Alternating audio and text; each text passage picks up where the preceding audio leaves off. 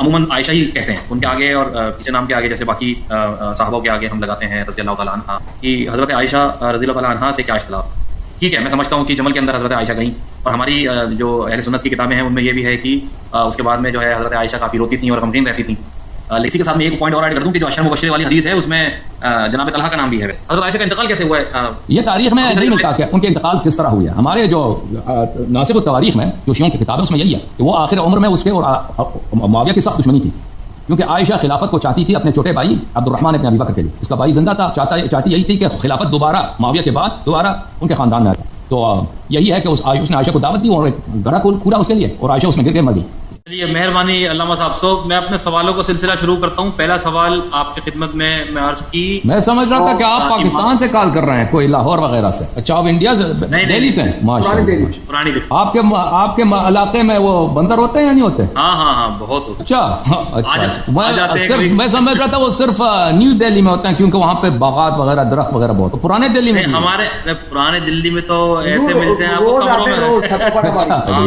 ابھی حال فی الحال کی بات ہے. فریج ہماری گھر کے اندر جو ہے بندر گھس کے فریج کھول کے اور وہ ایپل کھا گیا، کھانا لے کے بھاگ گیا.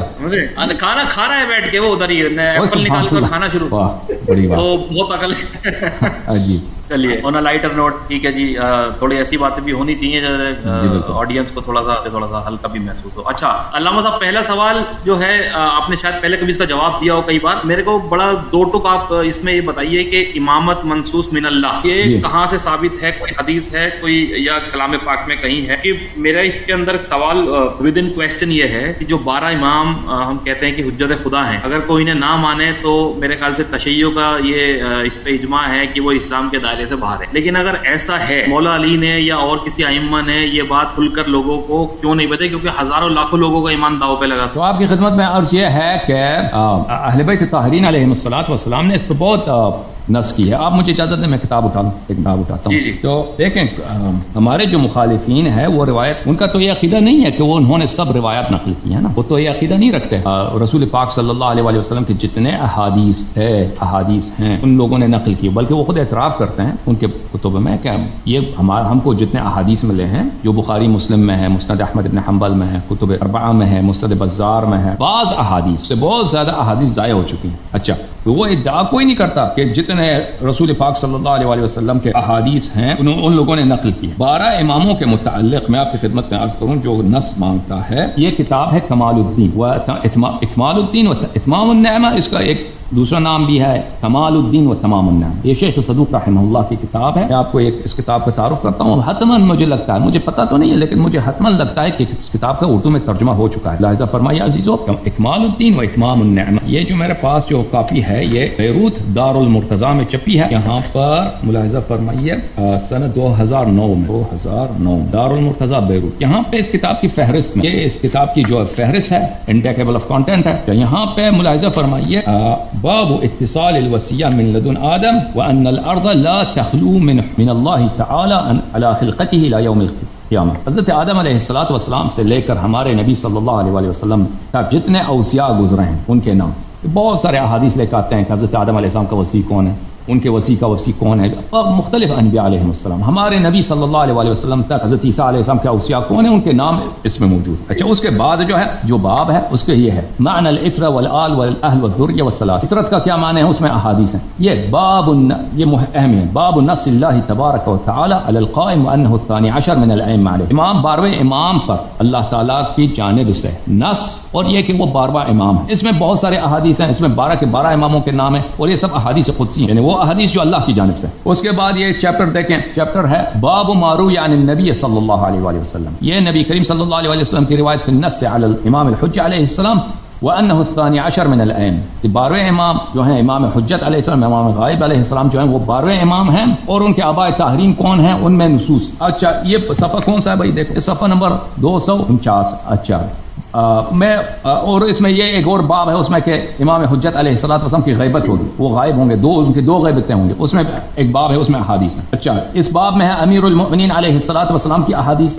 امام حجت علیہ الصلوۃ والسلام 12ویں امام ہیں اور ان کا غائب بھی ہو جائیں گے. صفحہ نمبر 278 میں ان ابواب میں، اور اسی طرح حضرت زہرا سلام اللہ علیہ کی حدیث ہے، ملاحظہ فرمائیے حضرت زہرا سلام اللہ علیہ کی احادیث ہے، 12 اماموں کے نام اور ان کے امہات کے نام، یعنی 12 اماموں کے والدات، ان کے ماؤں کے نام، اور یہ کہ 12ویں امام وہ ان حجت ہیں جو غائب ہوں گے۔ اچھا یہ جو ہے یہ پھر ایک باب ہے جس میں حدیث قدسی ہے، جابر بن عبداللہ انصاری نے جو روایت کی۔ اس کے بعد امام حسن ابن علی یعنی دوسرے امام جو ہیں ان کے احادیث 12 اماموں پر، اس کے بعد امام حسین علیہ السلام کے احادیث 12 اماموں پر، اسی طرح 12 کے 12 اماموں کے احادیث 12 اماموں پر انہوں نے نقل کیا۔ اچھا میں رسول اللہ صلی اللہ علیہ وسلم کی جو باب ہے، جی بالکل یہ سب صحیح حدیث، سب حدیث صحیح ہے۔ یہ صرف ایک مختصر کتاب ہے، یہ کوئی بڑا کتاب نہیں ہے۔ بڑا کتاب اگر چاہیے کتاب بحار الانوار کی کتاب الامامہ ہے، اور اللہ آپ کا بھلا کرے بھلے، اور ایک کتاب ہے میں وہ ابھی لے کے آتا ہوں آپ کو دکھاتا ہوں، کتاب ہے وہ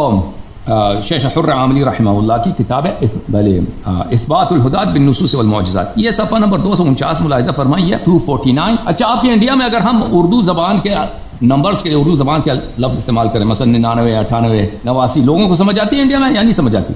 انگلش پڑھنا پڑتا ہے سب کو؟ نہیں بالکل 11 12 13 14 15۔ اچھا ہاں ٹھیک ہے کیونکہ اب تو بہت رائج ہے کہ لوگ انگلش بولتے ہیں، 49 45 245 اردو کے الفاظ کم بولتے ہیں۔ اچھا یہاں پہ دیکھیے یہ حدیث ہے جابر بن یزید جعفی سے، قال رسول اللہ صلی اللہ علیہ وآلہ وسلم کے پیغمبر صلی اللہ علیہ وسلم نے فرمایا لعن المجادلون فی دین اللہ علی لسان 70 نبیا، اللہ تعالیٰ نے جدل کرنے والوں کو 70 انبیاء کے زبان پہ لعنت کی ہے۔ ومن جادل فی آیات اللہ فقد کفر، جو اللہ تعالیٰ کی آیات میں جدل کرے نزاع کرے وہ کافر ہوتا ہے۔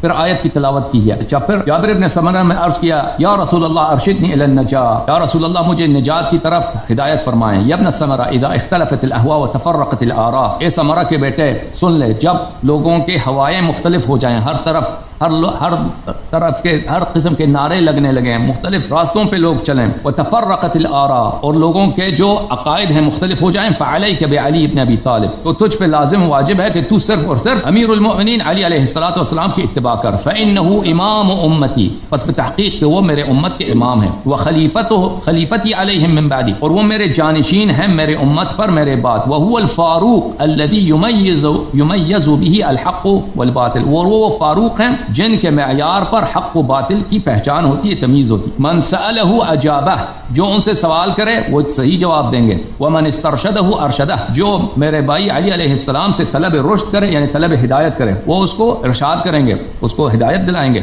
ومن طلب الحق عندہ وجدہ، جو حق کو میرے بھائی علی علیہ الصلوۃ والسلام کے پاس ڈھونڈے اس کو مل جائے گا۔ ومن التمس الہدى لدیہ صادفہ، اور جو ہدایت کو ان کے پاس ڈھونڈ لے تو اس کو مل جائے گا۔ ومن لجأ الیہ آمنہ، جو ان سے پناہ مانگے وہ اس کو پناہ دیں گے۔ ومن استمسک بہ نجاہ، جو ان کا دامن پکڑے وہ اس دامن پکڑنے والے کو نجات دیں گے۔ ومن اقتدى بہ ہداہ، اور جو ان کی پیروی کرے اقتداء کرے وہ اس کو ہدایت دیں گے۔ یا ابن سمرہ سلم منکم من سلم لہ، ابن سمرہ جان لے کہ آپ میں سے جو لوگ ان کے سامنے طاعت کرے اور تسلیم ہو جائے تو وہ سالم ہو رہیں گے، وہ عافیت سے ہوں گے۔ ووالاہ، اور جو ان سے محبت کریں وہ دین میں عافیت پائیں گے۔ وہلک من رد علیہ وعادہ، اور ہلاک اور اللہ کے عذاب میں مبتلا وہ لوگ ہوں گے جو ان کو رد کرے اور ان سے دشمنی کرے۔ یا ابن سمرہ ان علی منی، اے سمرہ کے بیٹے علی میرے ہیں رحم اللہ علیہ، روح من روحی، ان کی روح جو ہے میری روح سے ہے، وطینتہ من طینتی، اور ان کی جو مٹی ہے جس مٹی سے وہ بنے ہیں وہ میری ہی طینت ہے، میری ہی مٹی ہے۔ وہو اخی وانا اخو، وہ میرا بھائی ہے میں ان کا بھائی ہوں۔ وہ زوج ابنتی فاطمہ سیدۃ نساء العالمین، وہ میری بیٹی حضرت زہرا سلام اللہ علیہا جو سید نساء العالمین من الاولین والآخرین ان کے شوہر ہیں۔ وانہ منہ امامی امتی، اور وہ میرے امت کے 2 اماموں کے والد ہیں۔ وسیدی شباب اہل الجنہ، جو اب اہل جنت کے جوانوں کے سردار ہیں، الحسن والحسین، حسن و حسین علیہ السلام۔ وتسعۃ من ولد الحسین، اور وہ والد ہیں 9 امام جو امام حسین علیہ السلام کے 9 سے نسل سے ہوں گے۔ تاسعہم قائم امتی عجل اللہ تعالی فرجہ الشریف، ان میں سے جو امام حسین علیہ السلام کو جو 9واں بیٹا ہوگا، جو 9th سکسیسر ہوگا، وہ میرے امت کے قائم ہیں۔ یملأ الارض قسطا وعدلا کما ملئت جورا وظلما، جو میری امت کو دنیا کو عدل و انصاف سے بھر دے گا اس وقت جب وہ دنیا عدل و ظلم سے اور آپریشن سے بھرا ہوا ہوگا. اچھا ایک اور حدیث آپ کو سنائیں. یہ دوسری حدیث رسول اللہ صلی اللہ علیہ وسلم سے. یہ روایت کرتے ہیں عبداللہ ابن عباس سے. رسول اللہ صلی اللہ علیہ وسلم نے فرمایا ان اللہ تبارک و تعالی اطلع علی الارض اطلاعا فاختارنی منها فجعلنی نبیا. اللہ تعالی نے زمین پر نظر ڈالا ہے اور اہل زمین سے اللہ نے مجھے سلیکٹ کیا ہے, مجھے اللہ نے نبی بنایا ہے. ثم طلع الثانیہ فاختار منها علیا فجعله اماما. پھر دوسری دفعہ اللہ نے نظر ڈالی اہل زمین پر تو علی علیہ السلام کو اللہ نے اپنا مختار بنایا ہے, ان کو اختیار کیا, ان کو سلیکٹ کیا ہے اور اس کو امام بنایا.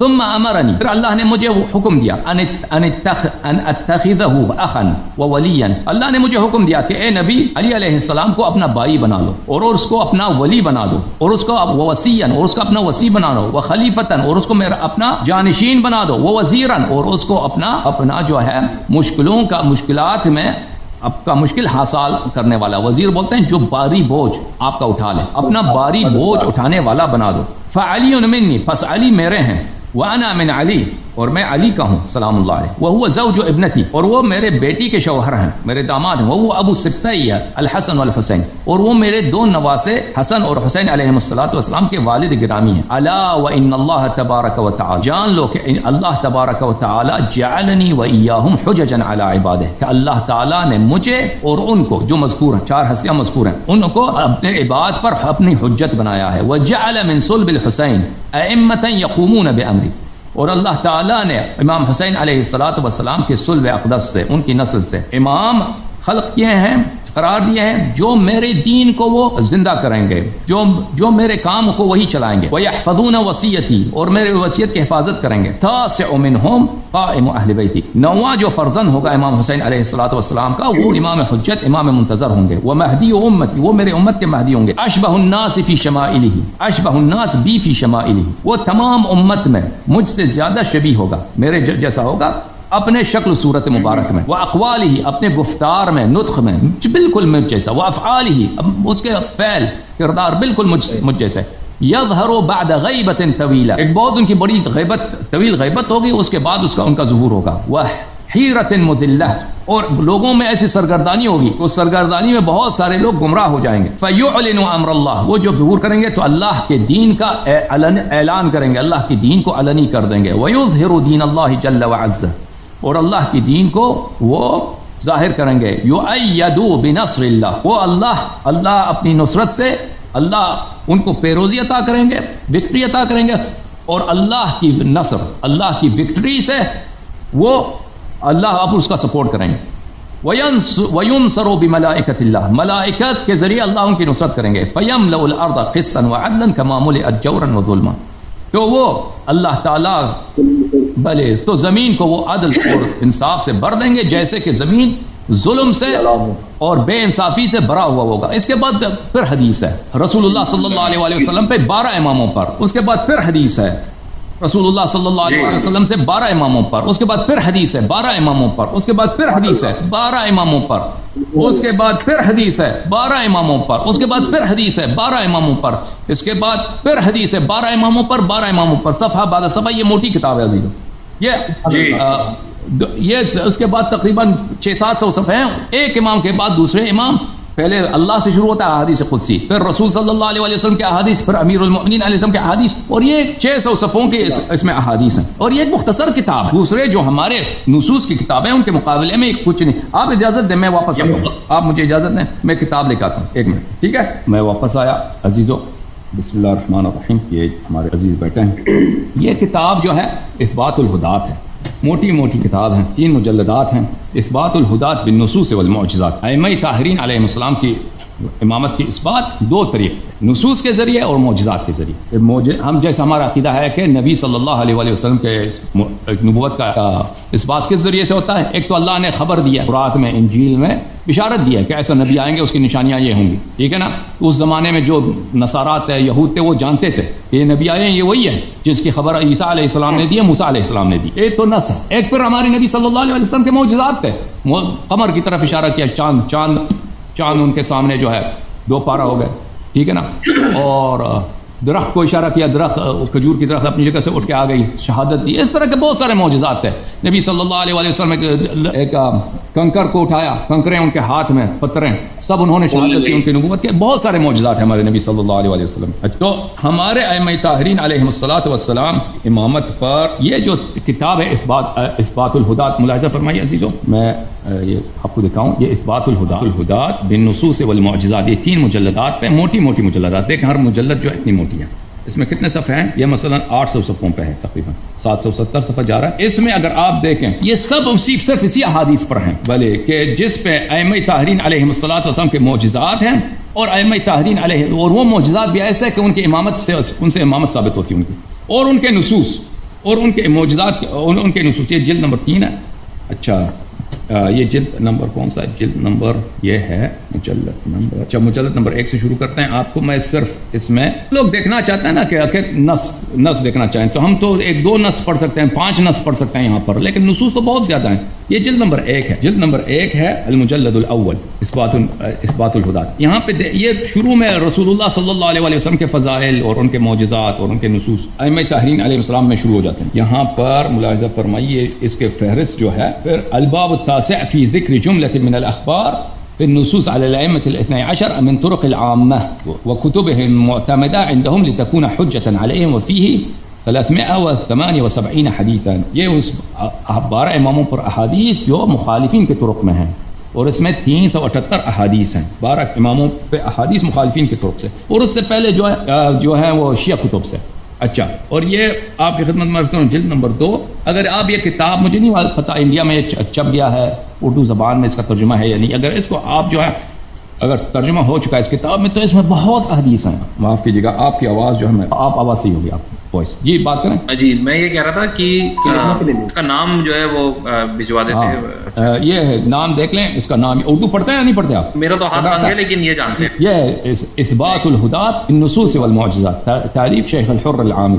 اثبات الہدات بالنصوص والمعجزات، بالنصوص والمعجزات، جزء ثانی. یہ قم میں چھپی ہے، یہ بیروت میں بھی چھپی ہے. اگر آپ چاہیں تو پھر ہم اس کو اپنے گروپ میں رکھ دیں گے، اس میں واٹس ایپ گروپ میں PDF کی صورت میں PDF میں رکھ دیں گے، آپ وہاں سے ڈاؤن لوڈ کریں.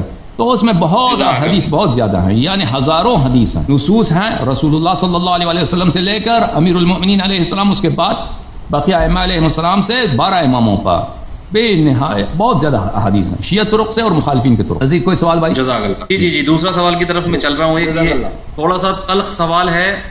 جی علامہ صاحب، اللہ پاک جو ہے کلام پاک میں فرماتا ہے his wives are their mothers. so رسول خدا کے بارے میں، جس میں امہات المومنین حضرت عائشہ رضی اللہ تعالیٰ عنہا بھی آتا. تو حضرت عائشہ کے بارے میں خصوصی آپ کا کیا موقف ہے؟ کیونکہ میں نے جب بھی آپ کو سنا ہے جناب عائشہ کے بارے میں بات کرتے ہوئے، آپ عموماً عائشہ ہی کہتے ہیں. ان کے آگے اور پیچھے نام کے آگے جیسے باقی صحابہ کے آگے ہم لگاتے ہیں رضی اللہ تعالیٰ عنہا یا سلام اللہ علیہ. تو میں نے ایک آپ کا کلپ سنا تھا جس میں، جو انگلش میں آپ نے شاید ریکارڈ کروایا تھا، جس میں تاریخ تبری سے آپ نے روایت کچھ بیان کی تھی.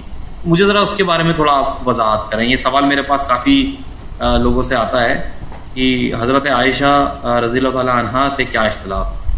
ٹھیک ہے، میں سمجھتا ہوں کہ جمل کے اندر حضرت عائشہ گئیں، اور ہماری جو اہل سنت کی کتابیں ہیں ان میں یہ بھی ہے کہ اس کے بعد میں جو ہے حضرت عائشہ کافی روتی تھیں اور غمگین رہتی تھیں. لیکن میں نے آپ کا بھی بیان سنا ہے اس پہ کہ اس میں یہ کہیں الفاظ نہیں ہے کہ وہ علی سے لڑنے نکلی اس پہ غمگین رہتی تھی، بلکہ وہ اس بات پہ غمگین رہتی تھی کہ وہ جنگ ہار گئیں. یہ کہاں سے ثابت کیا آپ نے؟ اور چلیے ٹھیک ہے، جمل کی تو ایک الگ بات ہے، لیکن جب کلام پاک میں اللہ رب العالمین یہ ارشاد فرما رہا ہے کہ his wives are their mother، تو حضرت عائشہ کے بارے میں اس حوالے سے آپ کا کیا؟ دیکھیں، his wives are his mothers، his wives are their mother، ازواجهم امہاتهم. النبی اولیٰ بالمؤمنین من انفسهم وازواجه امہاتهم صلی اللہ علیہ وسلم. نبی صلی اللہ علیہ وسلم اولیٰ بالمؤمنین ہیں، اور ان کے جو وائفز ہیں مؤمنین کے مدرز ہیں. تو اس حدیث، اس آیت کا ایک پش منظر ہے. اسی یوٹیوب چینل میں اگر آپ میرے ایک تقریر ہے، لیکچر ہے، وہاں پہ دیکھیں طلحہ کے متعلق، وہ بہت سخت جملے ہیں. وہ طلحہ نے کچھ اس کے غلط خیالات تھے، غلط نیت تھے. تو وہ اس کا خلاصہ میں آپ کی خدمت میں عرض کروں. بہت لوگوں کے لیے برداشت کرنا یہ مشکل ہوتا ہے، میں معذرت چاہتا ہوں. یہ مخالفین کے کتب میں یہ ثابت ہے یہ جو بلکہ میں بھی آپ کو دکھاتا ہوں. اب اتنے کتاب اسی کے ساتھ میں ایک پوائنٹ اور ایڈ کر دوں کہ جو اشر مبشر والی حدیث ہے اس میں جناب طلحہ کا نام بھی ہے. ویسے کتاب ہے تفسیر در منثور. در منثور میں ملاحظہ فرمائیے عزیزوں، میں آپ کو یہ حدیث دکھاتا ہوں صفحہ نمبر 643 میں 643. ملاحظہ فرمائیے در منثور. یہ بات لمبی ہے، یعنی اس آیت کے متعلق ہمارے پاس گفتگو بہت طویل ہے، میں مختصر کر کے بتاتا ہوں. در منثور ہاں سیوطی صاحب کی بہت مشہور کتاب ہے، جلد نمبر 6، چھاپ دارالفکر، جزء سادس دارالفکر میں چھپی ہے. یہ دیکھ لیں، کوئی شیعت ہم نے کوئی گڑبڑ نہیں کیا ہے. یہاں پہ ملاحظہ فرمائیے صفحہ نمبر 643 میں آیت یہ ہے اعوذ باللہ من الشیطان الرجیم وما کان لکم ان تؤذوا رسول اللہ صلی اللہ علیہ وسلم. آپ کے لیے جائز نہیں ہے کہ پیغمبر صلی اللہ علیہ وسلم کی اذیت کریں. وما کان لکم، یہ سورہ ہے، سورہ احزاب ہے، آیت نمبر کیا ہے 53 ہے میرے خیال میں 53. وما کان لکم، آپ کے لیے جائز نہیں ہے کہ پیغمبر صلی اللہ علیہ وسلم کو اذیت کریں. ولا ان تنکحوا ازواجہ من بعدہ ابدا، اور آپ کے لیے یہ بھی جائز نہیں ہے کہ ان کی وائفز کے ساتھ آپ لوگ کیا کریں، نکاح کریں. ابداً، یا کبھی جائز نہیں. وہ دنیا سے چلے جائیں تو ان کے موت کے بعد ان کی عورتوں کے ساتھ جائز نہیں ہے. بل ان ذالکم کان عند اللہ عظیما، یہ اللہ کے نزدیک بہت بہت عظیم گناہ ہے. ان تبدوا شیئا او تخفوه فان اللہ کان بكل شیء علیما. اگر آپ ایک بات کو ظاہر کرتے ہیں یا اس کو چھپاتے ہیں تو اس سے فرق نہیں پڑتا، اللہ تعالیٰ بكل شیء علیما، اللہ تعالیٰ ہر چیز کو جانتا ہے. اچھا، واخرج ابن ابی حاتم وابن مردوی عن ابن عباس. ابن ابی حاتم اس نے اپنے مقدمے میں خود کہا ہے کہ میرے سب احادیث صحیح ہیں. اس نے روایت کی ہے کہ ما کان لکم ان تؤذوا رسول اللہ صلی اللہ علیہ وسلم، آپ کے لیے جائز نہیں کہ پیغمبر صلی اللہ علیہ وسلم کو اذیت کریں. نزلت فی رجل، یہ ایک ایسے شخص کے متعلق نازل ہوئی ہے، ہم ان یتزوج بعض نساء النبی صلی اللہ علیہ وسلم، کہ اس نے خواہش ظاہر کی تھی کہ میں نبی صلی اللہ علیہ وسلم، نبی ابھی زندہ ہیں، وہ اتنے اذیت کر رہے ہیں کہ قرآن کو یہ آیت نازل کرنا پڑ رہا ہے کہ آپ پیغمبر کی اذیت نہ کریں. تو اس نے کہا تھا کہ میں نبی صلی اللہ علیہ وسلم کی وائف کے ساتھ کیا کرتا ہوں، نکاح کرنا چاہتا ہوں. وقال سفیان ثوری نے کہا ہے کہ علماء نے کہا ہے کہ اس عورت کا نام ہے عائشہ، یعنی ایک صحابہ نے یہ اس غلط خیال کا اظہار کیا تھا. اچھا، ابن مردوی نے ابن عباس سے روایت کی ہے، قال رجل، ایک مرد نے کہا تھا، لئن مات محمد صلی اللہ علیہ وسلم، اگر ان کی وفات ہو جائے، لا تزوجن عائشہ، تو میں عائشہ سے نکاح کر دوں گا. فانزل اللہ وما، پھر اللہ نے نازل کیا ما کان لکم ان تؤذوا رسول اللہ صلی اللہ علیہ وسلم، آپ کے لیے جائز نہیں، یہ پیغمبر کی بہت اذیت ہے، پیغمبر کی بہت دل آزاری ہے کہ وہ خود اب کوئی بھی عام شخص بھی ہو نا، اگر وہ زندہ ہے، آپ کہتے ہیں کہ میں یہ مر جائے تو میں اس کی وائف سے شادی کروں گا، تو اس کی دشمنی ہے، اس کی توہین ہے، خاطر آزاری ہے. اچھا، اخرج ابن جریر وابن ابی حاتم عن عبد الرحمن ابن زید ابن اسلم، یہ پیغمبر صلی اللہ علیہ وسلم سے روایت کرتے ہیں کہ پیغمبر کو خبر آئی ان رجلا یقول، ایک شخص ہے جو کہہ رہا ہے، ان توفی رسول اللہ صلی اللہ علیہ وسلم، ان توفی، کہ اگر پیغمبر صلی اللہ علیہ وسلم وفات کر جائیں تو میں فلانا سے شادی کروں گا ان کے بعد. تزوجت فلانة من بعد فكان ذلك يؤذي النبي صلی اللہ علیہ وسلم، اور یہ پیغمبر صلی اللہ علیہ وسلم کی اذیت کی قرآن کی آیت نازل ہوئی کہ آپ کو اذیت کی اجازت نہیں ہے. اچھا، پھر سدی نے روایت کیا ہے کہ بلغنا، ہمارے پاس حدیث ہے، ان طلحہ ابن عبید اللہ، طلحہ جو عشرہ میں سے ہے، قال، وہ اور عائشہ کا وہ چچازاد بھائی بھی ہے، وہ کیونکہ وہ طلحہ اور ابو بکر ایک ہی دادے کے پوتے ہیں. وہ کہتے ہیں کہ طلحہ کہتے ہیں ایحجبنا محمد عن بنات عمنا، کیا محمد کی یہ جرأت ہے صلی اللہ علیہ وسلم کہ ہماری بنات عم کو حجاب پہناتا ہے، ہمارے بنات عم کو، ہمارے چچازاد لڑکیوں کو ہم سے جدا کر لیتا ہے، ان کو پردے میں ڈال دیتا ہے. وَيَتَزَوَّجُ نِسَاءَنَا مِن بَعْدِنَا، اور ہماری عورتوں کے ساتھ وہ شادی کرتا جاتا ہے، شادی کی ایک شادی کے بعد دوسری شادی. ان حدث به حدث، اگر ان کو کچھ ہو جائے، لنتزوجن نساءه من بعده، ہم ان کے وائفز کے ساتھ شادی کریں گے. تو اس وقت یہ آیت نازل ہوئی. عبد الرزاق نے بھی روایت کی ہے قتادہ سے، طلحہ نے کہا لو قبض النبی صلی اللہ علیہ وسلم تزوجت عائشہ، کہ نبی صلی اللہ علیہ وسلم کی وفات ہو جائے تو میں عائشہ سے شادی کر لوں گا. تو یہ آیت نازل ہوئی کہ آپ جو ہے نبی کریم صلی اللہ علیہ وسلم کی اذیت نہ کریں. اچھا، اس کے بعد مزید احادیث ہے، میں آپ کو کیا وقت دوں، بہت ساری احادیث. ہاں جی میں سمجھ رہا ہوں، یہ تو بات ایک ہے، لیکن میرا سوال اپنی جگہ وہی ہے کہ حضرت عائشہ کے ازواج امہاتم، ہاں ازواج امہاتم، اس کا مطلب میں بتانا چاہ رہا ہوں کہ ازواج امہاتم کا کیا مطلب ہے. یہ ازواج امہاتم کا ایک پس منظر ہے. ازواج امہاتم کا کیا مطلب ہے کہ قرآن نے فرمایا کہ ان کے ازواج آپ کے لیے آپ کی ماں کی حیثیت رکھتی ہیں. یہ کیوں ایسا قرآن نے کہا ہے، ملاحظہ فرمائے اس کا مطلب کیا ہے. اس کے تو مفسرین کے بہت سارے اقوال ہیں. یہ کتاب الوسیط فی تفسیر القرآن المجید ہے، تالیف الواحدی النیسابوری، جزء ثالث، چھاپ دار الکتب العلمیہ۔ یہاں پر ملاحظہ فرمائیے سورہ رعد ہے، اچھا میں سورہ احزاب کی طرف چلوں، اجازت ہے مجھے جی سورہ احزاب آپ کو دکھاؤں، اس میں صفحہ نمبر چلتے ہیں 459۔ یہ ملاحظہ فرمائیے، یہ ہے 400 صفحہ نمبر 459 459۔ اچھا، النبی اولی بالمؤمنین من انفسہم وازواجہ امہاتہم، ازواج جو ہیں امہات ہیں، ازواج مائیں ہیں۔ اچھا، ازواجہ امہاتہم کا کیا مطلب ہے؟ فی حرمت نکاحہن، اس کا مطلب یہ ہے کہ آپ ان کے ساتھ نکاح نہیں کرتے، کیونکہ کچھ صحابہ غلط بات کرتے تھے، ان کے غلط افکار تھے۔ ازواجہ امہاتہم، اس کا مطلب یہ ہے کہ ان کے ساتھ نکاح نہیں۔ اچھا، فلا یحل لأحد تزوج بواحدۃ منہن، تو کسی شخص کے لیے جائز نہیں ہے کہ ان میں سے کسی کے ساتھ شادی کرے۔ کما لا یحل التزوج بالام، جیسے آپ کے لیے جائز نہیں ہے کہ اپنی ماں کے ساتھ شادی کریں نا، نکاح کریں۔ اسی طرح نبی کریم صلی اللہ علیہ وسلم کے وائف کے بعد ان کے کسی نبی کریم صلی اللہ علیہ وسلم کے وفات کے بعد ان کے کسی وائف کے ساتھ، ان کے کسی زوجہ کے ساتھ آپ شادی نہیں کر سکتے، جیسے اپنے ماں کے ساتھ شادی نہیں کرتے۔ اچھا، پھر فرمایا وہذہ الامومہ، یہ اس ماپن، امومہ کا کیا مطلب ہے؟ امومہ کا مطلب ہے ماں ہونا، ماپن، مدرہڈ کا مطلب تعود الی حرمت النکاح لا غیر۔ مدرہڈ کا ایک ہی مقصد ہے، مدرہڈ کا مقصد ہے حرمت النکاح، مدرہڈ کا مطلب ہے ماں ہونا، یہ ماں ہے، اس کا مطلب ہے حرمت نکاح، اور چیز نہیں ہے اس کا مطلب یہ نہیں ہے کہ معصوم ہے، اس کا مطلب یہ نہیں ہے وہ کوئی اور بات، صرف حرمت النکاح، ان کے ساتھ نکاح نہیں کر سکتے، کیونکہ اس زمانے میں قابل احترام ہے۔ علامہ صاحب قابل احترام تو ہے نا، ماں ہے تو قابل احترام۔ یہ کیا کوئی یہ قابل احترام والی بات بھی ہے یا صرف اس حرمت النکاح ہے؟ تو یہ فرماتے ہیں لا غیر۔ ابھی میں آپ کو دکھاؤں گا، مزید باتیں دکھاؤں گا، ابھی آپ ذرا خود تسلی کریں۔ پھر وہ روایت کرتے ہیں مسروق سے، وَهَذَا مَا رَوَى هَذَا مَعْنَى مَا رَوَى مَسْرُوقٌ عَنْ عائشہ، اسی مطلب کو مسروق نے عائشہ سے روایت کی۔ أَنَّ امْرَأَةً قَالَتْ لَهَا، ایک عورت نے عائشہ سے کہا یا امہ، یا امہ، اے میری ماں، تو عائشہ نے اس کو جواب دی لَسْتُ لَكِ بِأُمٍّ، میں تیری ماں نہیں ہوں، ٹھیک ہے نا، میں تیری ماں نہیں ہوں۔ انا ام رجالکم، میں صرف انما انا ام رجالکم، میں صرف تمہارے مردوں کا ماں ہوں۔ فبان بهذا ان معنى هذه الامومه تحریم نکاح النفقات۔ تو ابن واحدی نیشابوری جو بہت بڑے مفسر ہیں اور آپ جماعت مخالفین کے مفسر ہیں، کہتے ہیں کہ اس سے پتہ چل جاتا ہے کہ اس کا مطلب صرف اور صرف حرمت نکاح ہے، احترام نہیں ہے، کیونکہ اگر احترام ہوتا نا تو عورت نے عائشہ سے کہا کہ اے میری ماں، تو عائشہ نے اس کو ڈانٹا ہے کہ میں تیری ماں نہیں ہوں، میں تیری ماں نہیں ہوں، میں بل ماں ہوں، تو مردوں کا ماں۔ تو اس سے پتہ چل جاتا ہے کہ یہ اس سے صرف اور صرف حرمت نکاح مراد۔ اچھا، یہ حدیث جو ہے نا عائشہ کا قول، یہ حدیث صحیح حدیث ہے، طبقات الکبریٰ میں ابن سعد نے اس کو بشرط بخاری و مسلم صحیح سند کے ساتھ نقل کیا۔ ابھی مجھے طبقات الکبریٰ مل جائے تو میں آپ کو دکھا دوں، طبقات الکبریٰ ابن سعد جلد نمبر 5، طبقات الکبریٰ میں نکال دوں آپ کے لیے۔ نہیں علامہ صاحب، ان دی انٹرسٹ آف ٹائم اگر کوئی نکل جائے تو اچھا لگتا ہے۔ جی تو یہ حدیث صحیح ہے۔ تو بہرحال ازواجہ امہاتہم، خود عائشہ کے نزدیک اس کا مطلب ہے صرف حرمت نکاح، لیکن میرا یہ عقیدہ نہیں ہے، میرا اپنا عقیدہ یہ نہیں ہے، میرا عقیدہ یہ ہے کہ ازواجہ امہاتہم اس میں شرافت بھی ہے، یعنی اس میں تشریف بھی ہے، اس میں احترام بھی ہے۔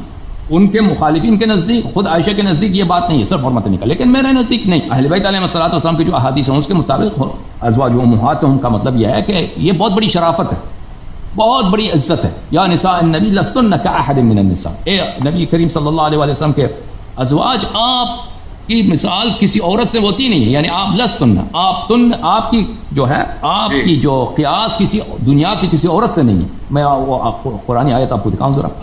تو ہمارے نزدیک یہ ہے، لیکن اس کی ایک شرط ہے، وہ میں آپ کو اجازت دیں میں قرآن اردو ترجمے کے ساتھ لے کے آؤں تاکہ آپ اچھی طرح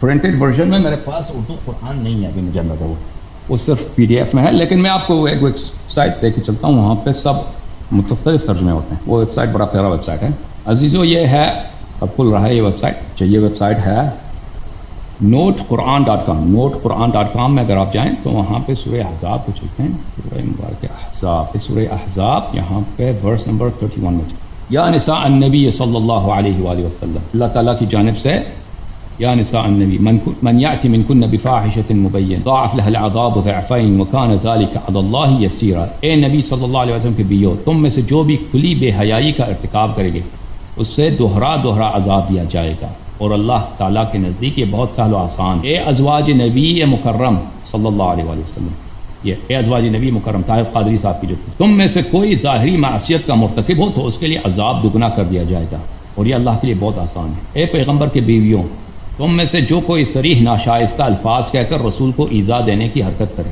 اس کے لیے دگنی سزا دی جائے گی، اور یہ خدا کے لیے آسان. یا نساء النبی صلی اللہ علیہ وآلہ وسلم لستن کأحد من النساء ان اتقیتن فلا تخضعن بالقول فیطمع الذی فی قلبہ مرض وقلن قولا معروفا.